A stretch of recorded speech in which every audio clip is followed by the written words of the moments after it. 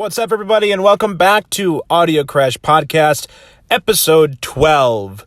We are doing a full breakdown of the Star Wars The Rise of Skywalker trailer, the latest trailer to come out, the final trailer before the movie's release on December 20th.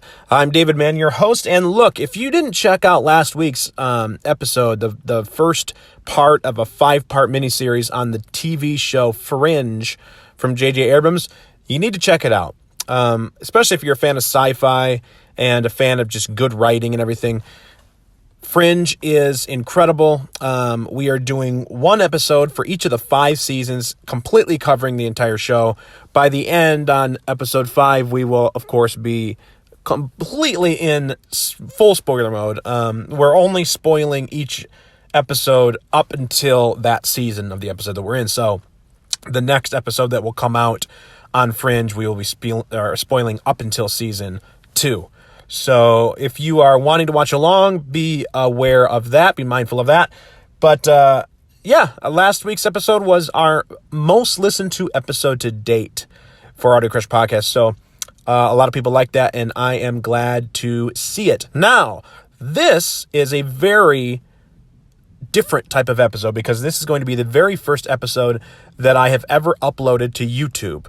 And it's not only audio, we are actually doing a video. I am not getting on the video myself. I actually tried a couple different times, but because I'm sitting in my car, not prepared, the audio quality of the video was not good. The way I had my camera set up so I could, I didn't want to hold it and be shaky, so I said the audio is just not great.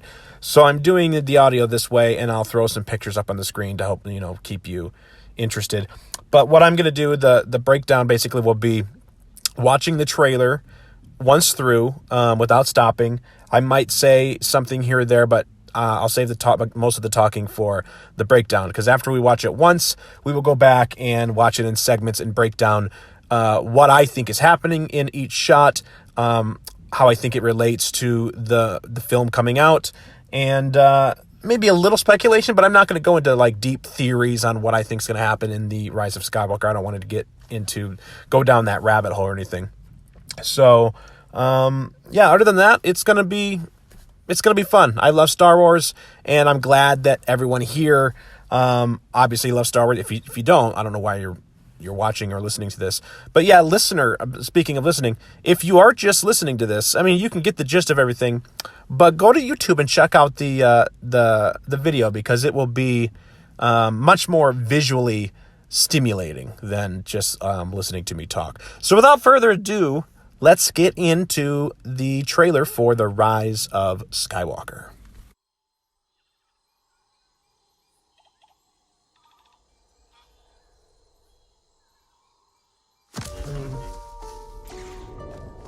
It's an instinct.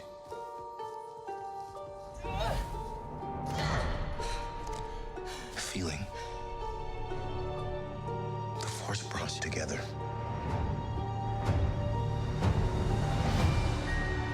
We're not alone. Good people will fight if we lead them. People keep telling me they know me. No one does. But I do.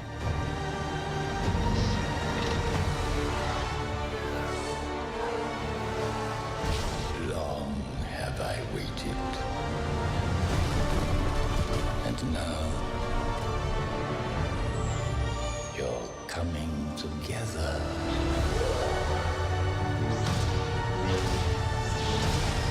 Is your undoing. What are you doing there, 3PO? Taking one last look, sir, at my friends.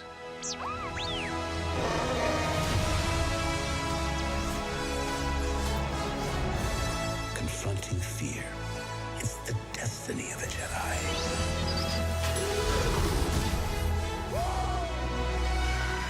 Your destiny.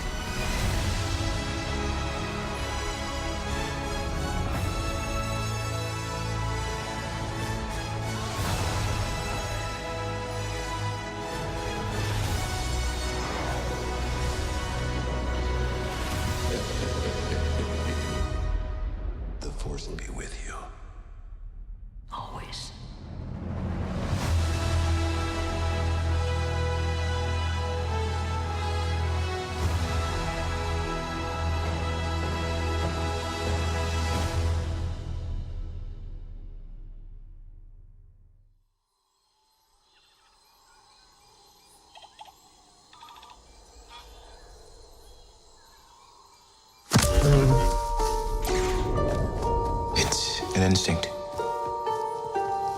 A feeling. The Force brought us together. Okay, so of course it starts off with the Lucasfilm logo, and we're on some sort of forest planet, which is, or at least a planet with a forest on it. I mean, when you consider the fact that we're dealing with the Death Star wreckage in this movie, my mind immediately goes to Endor, and its different moons. There, of course, the battle of the Ewoks and everything happened on the forest moon of Endor. So there's a moon that's basically forest. Who knows? Endor could be the huge planet that has the ocean on it that the Death Star wreckage actually settles on. But there's plenty of moons, so who knows? We see a helmet drop to the ground. When I first saw this, I thought maybe we were on Endor and it was like a rebel helmet from like a speeder helmet. But on second look, I think it's just her blast shield, because she's training with one of the remotes from A New Hope that Luke played with or trained with when Obi-Wan was sitting there, and he told him to put the blast shield down. And Luke said, without the blast shield, how am I supposed to fight? And he says, let the Force guide you and all that stuff. So I think that's all that was, is she's using the blast shield while she's training, and she just dropped it as she started running. Rey's running through the trees, deflecting remote blasters with her lightsaber and leaping over large gaps, large chasms, I guess. At one point, you see the scenery basically change from the forest planet or moon or whatever to what we think is the wreckage of the Death Star. And then you hear the first voiceover of the trailer, which is from Finn saying, it's an instinct, a feeling. The Force brought us together. And that's where we froze. Now, while we're seeing Rey do this while he's saying this, so immediately we're thinking he's talking to Rey. They met in The Force Awakens. They clicked. Everything happened. They had this connection. He was super protective of her. He didn't want to leave her. And then in the beginning of The Rise of Skywalker, that's all he cared about was getting to Rey. He woke up basically right where he left off at The Force Awakens when he fought Kylo, and he's looking for Rey. And he starts to sneak off to go find her, and then Rose thinks he's deserting, and, that whole storyline of whatever happens. And then there's the weird thing where they bring in like a love interest with Rose and Finn, where Finn wasn't feeling it at all, but apparently Rose was, and she kissed him at the end, where she stopped him from saving the Resistance. So yeah, could he actually be talking to Rose? I mean, it's a thought. I'm not saying I agree with it or that I would like it, because I absolutely wouldn't. But, I don't know. This is Disney's Star Wars, so it could happen. All right, moving on. We're not alone. Good people will fight if we lead them. Okay, next we see a bunch of Resistance fighters standing around in what is presumably some kind of hangar, and it's a shot that's very similar to the likes of A New Hope and The Return of the Jedi before the Rebellion fighters launched their attacks on the different Death Stars, Death Star 1 and Death Star 2. We then get a voiceover from Poe that says, we're not alone, good people will fight if we lead them. So obviously this is a rallying cry to his friends about recruiting, the fight. If you remember from The Last Jedi, Leia sent out from Crate the plea for help, and no one answered. And so obviously in the Force Awakens, a lot of the Republic was destroyed, but there's still Resistance fighters out there, and they just didn't answer the call because they had seemingly lost hope. But now at the end of the Return of the Jedi, or the end of the Last Jedi, the rebellion or the Resistance is the small spark that's going to light the fire that's going to bring the Force Order down. That's according to Poe. So remember, we're roughly 3 years from The Last Jedi, and by the end of that film, the Resistance was small enough to fit on the Millennium Falcon. So we don't know how many they've rallied to their cause in that span of time, but obviously it's enough to attack all those Star Destroyers we saw back in the first teaser and the different ships that we see later in this trailer. In the group of fighters, we see both Lando Calrissian and a calamari race alien, which is the race that Admiral Akbar was, and reports are coming in that this is Admiral Akbar's son. So that is very cool. Hopefully we'll see another calamari leading some type of resistance fight. We then see a shot of Rose in some unknown location that is seemingly in the midst of an attack, because you can see people running around and blaster shots firing by. And also behind her is Dominic Monaghan's character, who we've gotten virtually no information on, but apparently he's a good guy. Or at least he's, at that point, seems like a good guy, because Billy Lord's Lieutenant Connix is basically under his arm, like they're leading each other out. One of them might be wounded. In the last shot, we see Poe, Finn, and Chewie standing outside next to some palm trees and what appears to be Poe's signature black and orange X-Wing. Now, I don't know if this is the same planet Rey was training on.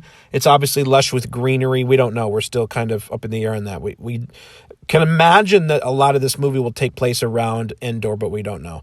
But the X-Wing is an interesting thing. It really does look like it's Poe's X-Wing. If you remember, his X-Wing was destroyed in The Force Awakens, right? You see the stormtroopers are ordered to fire upon it, and it blows up, and that's when that's when BB-8 thinks that Poe is dead, but he's not dead. So he gets captured, he gets taken to their ship on the top, and of course that's where Finn's defection and everything comes, and they escape on a TIE fighter. Now later in that movie, you see Poe again in a black and orange X-Wing. So either he had multiple ones, or they quickly refitted and remodified and repainted another X-Wing. I don't know how that works, but he had it again. And then he has it in The Last Jedi. We're assuming that's the same one he used all the way through the end of The Force Awakens. But then that one's destroyed in a hangar explosion when the First Order attacks the Resistance and they have their big, space chase to Crate. So this is seemingly his third modified X-Wing, if this is his X-Wing. So that's very interesting. He's obviously a big fan of that design to have it built again. Not to mention the Resistance has more tech at their disposal, seemingly, than we have realized, if they can just pop out another modified X-Wing between films. And then the last shot we saw before I froze it is a big dose of nostalgia as an old Hammerhead Corvette, the same kind of ship that was in the opening scene of the original Star Wars back in 1977. It's shown what looks to be taking off from somewhere on this forest or green, lush planet. So that's very cool. Moving on. People keep telling me they know me. No one does. But I do. All right, now we're back with Rey standing on a piece of Death Star wreckage with the ocean crashing all around her. A voiceover from her has her saying, "People keep telling me they know me. No one does." And she steps up, lightsaber in hand, looking into the mist, and emerging from the crashing waves, walks out Kylo Ren, unmasked, lightsaber drawn. And then we hear Kylo's voice say, "But I do."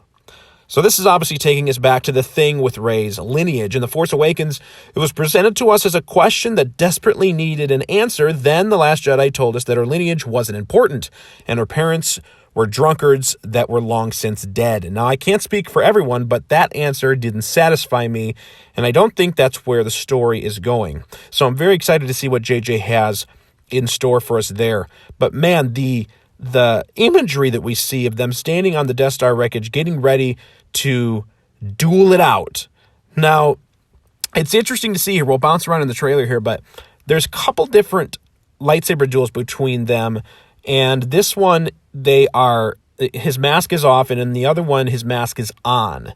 And if he was trying to communicate with her or trying to reason with her, I don't feel like his mask would be on like it was in a scene that we'll talk about in a little bit. But that's just an interesting thing to point out. We're back to the lineage before, and JJ's teasing it that it's back and it is important. So I am excited to see what is going to happen there. Long have I waited. And now, your coming together.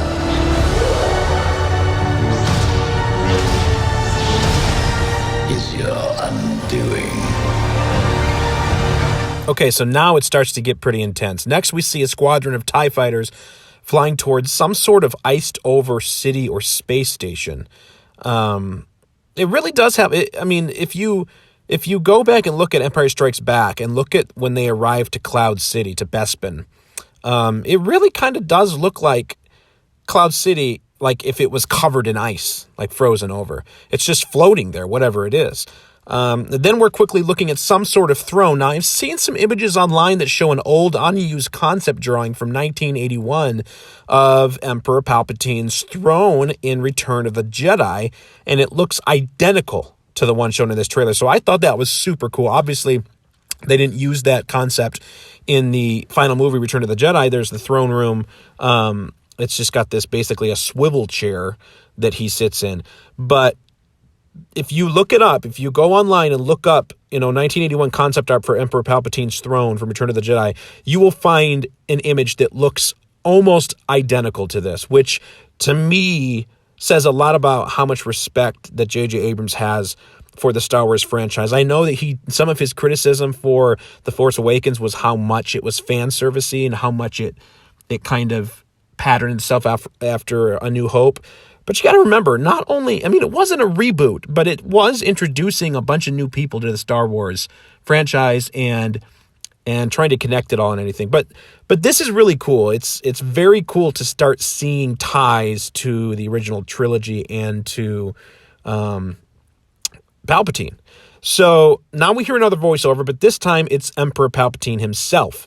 And during this voiceover, we see several incredible shots, too, that I'm going to talk about while I talk about what he's saying. So first one is a Star Destroyer literally breaking through and rising up from underneath what looks to be like a covering of ice, water, maybe ground. Maybe it was under the ground. I don't know.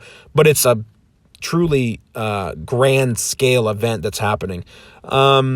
Then we see the Millennium Falcon drop down into a shot in space, and behind it is an entire fleet of various Rebel and Resistance starships, including the Ghost from the Disney animated television show Rebels, which is really cool. The Ghost, if you remember, was also in Rogue One. That's the first time we saw it in an actual Star Wars movie.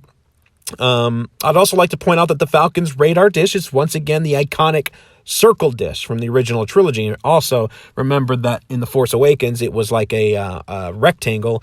And then in The Last Jedi, it was also a rectangle. Now it's back to the circle that it had from the original trilogy, which was really cool, I thought. Then we have a beautiful shot of Rey, Chewie, Finn, Poe, and C-3PO all in the cockpit of the Falcon, with Rey giving Chewie a nice, friendly grin. They're about to, either it's towards the end or something good happen, I don't know. Immediately after that, we see Kylo Ren and Rey in a lightsaber duel back on this piece of Death Star wreckage in the midst of the ocean crashing around them. So that's a going back to one of those lightsaber duels that I was talking about.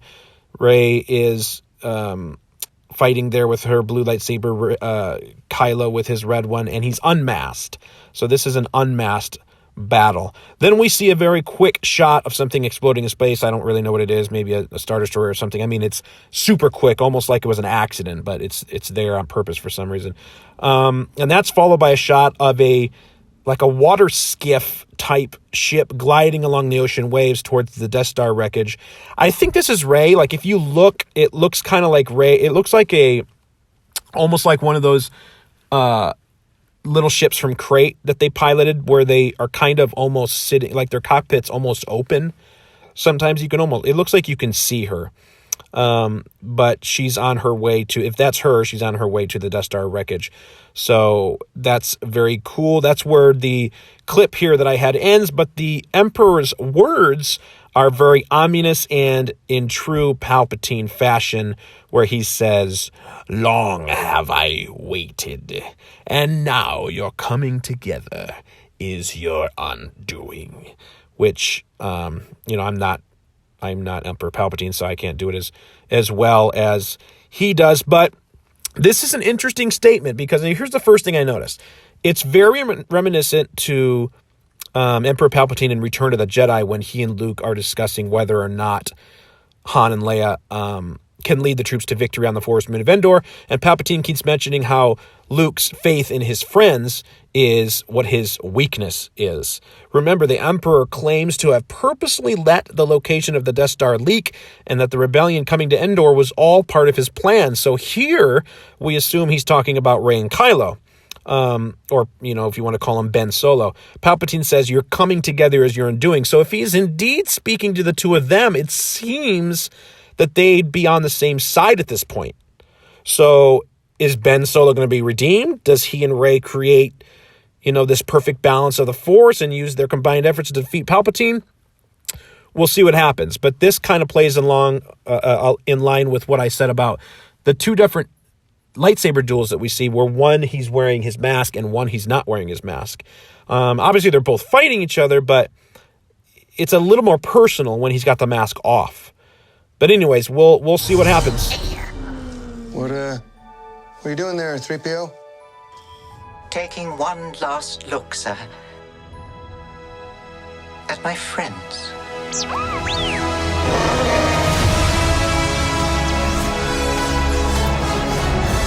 Confronting fear. It's the destiny of a Jedi.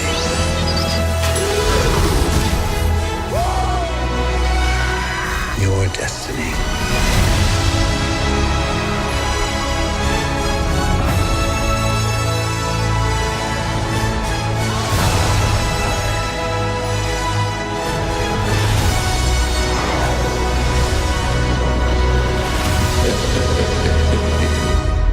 Okay, so we have a lot to unpack with this last big chunk of the trailer. At this point, we're about midway through, but it's all downhill from here. The music slows down to almost nothing, and then we hear the faint but all too familiar music of Yoda's theme. Now, I don't think this selection of music is supposed to have any connection with Yoda here. If you're a fan of the music and want to search the track titles to John Williams' masterpieces, for Star Wars, go ahead. This is definitely Yoda's theme, but Yoda is nowhere to be seen. He's nowhere in the shot. Instead, we see what looks to be C-3PO possibly getting his memory wiped.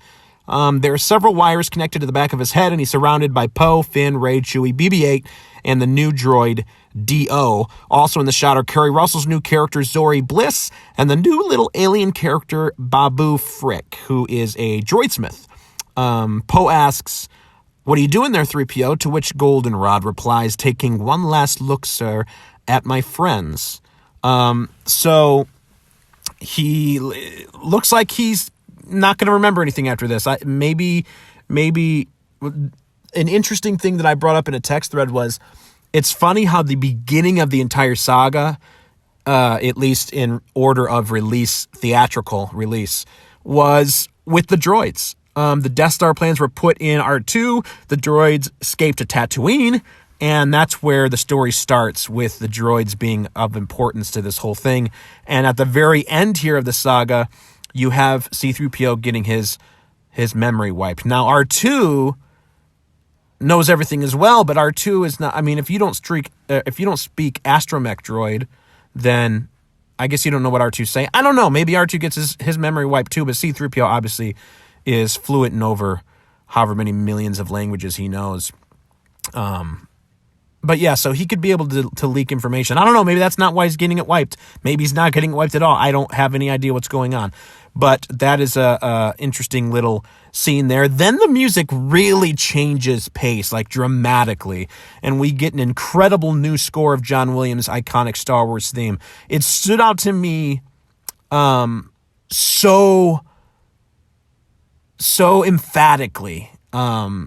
It's masterfully done in the trailer. It made me remember how much I connect with this music and how it ties my memory to so many different parts throughout my life, because Star Wars has been around since before I was even born. And remember, this is the conclusion to the Skywalker saga, so expect this to be one of the most emotional, if not the best scored Star Wars film to date. So I am super excited about getting that soundtrack. We then see Poe, Finn, and Chewie running down the corridor of presumably a First Order ship, head on into stormtroopers, dodging blaster shots and firing back as they take down enemies and move forward. So they're doing some type of full frontal assault there, which looks very exciting. Next, we see the embrace between Rey and Leia that we've seen in the previous trailer, and get a voiceover from Luke, finally, saying, "Confronting fear is the destiny of a Jedi." He says, "Your destiny." So where he's talking to Rey. Now this is a stark contrast to his character when Rey first met him in Ahch-To. Now obviously he spoke with Yoda and he had a change of heart and he ended up projecting himself across the galaxy to give the Resistance a chance to escape, and then apparently died. So he's now back in the Jedi mindset, I guess, and he's saying that that's the destiny of a Jedi, is to confront your fear. So that's obviously what Rey is doing, is confronting Palpatine, it seems like, in this final trailer, and maybe confronting her own fear of who she really is. Maybe she found out who she is, and that scares her, and so she has to confront. I don't know. We'll see what happens. Now, this sounds like the Luke we were all expecting and looking forward to seeing ever since we first heard Star Wars was returning. Regardless of what happened in The Last Jedi, we're in the Rise of Skywalker now, so this is Luke moving forward. We then see a shot of BB-8 on whatever vessel Poe, Finn, Chewie, and C-3PO are using during what looks to be an escape on an unnamed desert planet. We don't know what planet this is, if it's Jakku, if it's Tatooine, we don't know. We then get another shot of Lando Calrissian and Chewie in the Falcon that we've seen before, where Lando's super excited, and we then get a glimpse of what could possibly be the last battle of the Skywalker saga as far as a space battle, where someone is piloting a Y-Wing extremely well, taking out multiple TIE fighters, and we see all of this action going on. All these ships are flying around. We have these weird horse creatures that Finn and Naomi Aki's new character, Janna, are leading a group of fighters on. Now, they're running on the outside of a Star Destroyer, which is very interesting because they're in space. So I don't understand this whole idea of running. They don't have any breathing apparatuses or anything on. They're just riding through space. Obviously, there's gravity where they are for whatever reason. So it's very interesting. It seems like we may see a lot of different races coming together to form the new Resistance, which is really cool. Obviously, each have different levels of civilization, technology, and all that stuff, much like the primitive Ewoks when they fought the Empire in Return of the Jedi. Also along for the ride was BB-8, and he was moving quite fast as they all seem to be riding along the outside there during that battle. It looks like they're in space, so I'm not sure what's going on there. I'm reading this. Obviously, I already touched on that. Perhaps certain sections of the ship's exterior has climate and gravity-controlled areas, blah, blah, blah. When they get a super nostalgic set piece, we see a super nostalgic set piece when we see Rey and Kylo Ren unmasked again, standing in the wreckage of the Emperor's throne room from Return of the Jedi. Now, of course, this was the classic location where Luke defeated Vader, redeemed his father, and where the Emperor was seemingly defeated. Now, this is one of my favorite scenes in all of Star Wars, is the entire Jedi throne room scene where Luke finally confronts Vader. His training is complete. He's confronting his fear as a Jedi, and his whole entire goal is to, destroy the Empire, destroy the Emperor. That's his goal. His goal is to go up there and buy time and confront Vader while his friends fight on the Force moon of Endor to bring the shield down so the rebellion can attack the Death Star. Now, he's hoping he can turn his father, but if all else fails, he's going down with the ship, so to speak. Rey's lightsaber is ignited while Kylo Ren's is not this time. They appear to be talking. And then we get a shot of Finn running alongside the oceanside Death Star wreckage, yelling out for Rey. Another one of his, it looks like from The Force Awakens when he ran after the fight at Maz Kanata's castle or whatever, when he sees Kylo carrying an unconscious Rey onto his ship, and he runs and chases it and then yells up at it. It was similar to that. Then we're met with a really super cool shot. Rey and Kylo seem to be engaged in a completely separate lightsaber duel that I talked about before. This time they are inside the all-white interior of some type of ship. This time Kylo Ren's in full attire, mask included, and the two of them are seemingly fighting, inadvertently smashing and destroying Kylo's shrine to Darth Vader. So that's very interesting. I don't know what's going on there, and it's bye-bye to Vader's, shrine, whatever that was. At the same time, we can see Rey holding a mysterious dagger in her offhand as well. So if you slow that down or pause it and look at it, you can see she's holding a dagger in her opposite hand of where she's holding her lightsaber. We don't know what the dagger is, but some have speculated it's the dagger of Mortis, which is in Legends, was able to kill the mythical force beings known as the Ones. So, I'm not going to get into all of that, but the Ones were these mystic force beings, where it's basically a father, a daughter, and a son, and they represented different aspects of the force. You can go and watch the Clone Wars to find out more about that if you would like to, or you can just read it online. But could this be it? Could we be getting a huge reveal about the origins of the Force in this film? Time will tell. Next, we see a quick few shots, starting with Finn, Poe, and C-3PO, seemingly watching something from the shadows. Another quick shot of the big space battle, including an entire fleet of Star Destroyers. And then you can again see the fighters riding on horseback on the outside of a Star Destroyer. Then we come to the final few shots of the trailer. First, we see Kylo Ren unmasked again, taking a step towards something or someone, and Rey, who is standing on what looks like an icy plateau. It could be part of that ice-looking station or planet or whatever we saw floating, or it could be the Death Star wreckage. I don't know.